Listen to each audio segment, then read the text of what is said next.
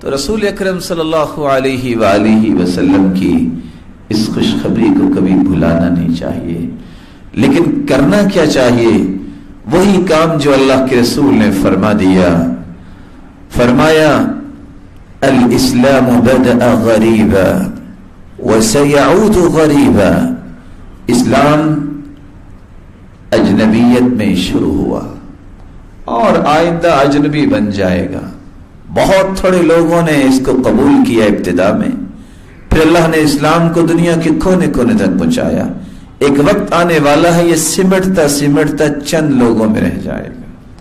اور آپ نے خوشخبری سنا دی، فطوبى للغرباء، خوشخبری ہے، خوش نصیبی ہے، سعادت مندی ہے ان لوگوں کے لیے جو غرباء ہے۔ غرباء کون ہیں؟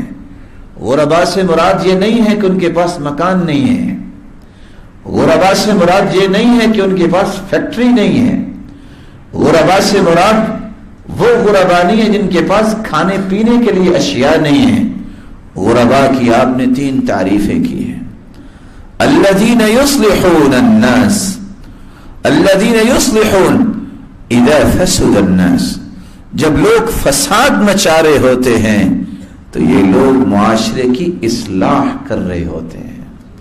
ان کے لیے خوشخبری ہے، اصلاحی پہلوؤں کو دنیا کے سامنے رکھنا، مثبت سوچ کو پروان چڑھانا، پازیٹو تھنکنگ کو معاشرے کا ایک بہت بڑا شعار بنانے کی کوشش کرنا۔ اور دوسری روایت کے الفاظ ہیں الذین یحیون سنتی ویعلمونها عباد اللہ، یہ وہ لوگ غرباء ہیں جو اللہ کے رسول صلی اللہ علیہ وسلم کی سنتوں کو زندہ کرتے ہیں اور مخلوق کو سنتیں سکھاتے ہیں۔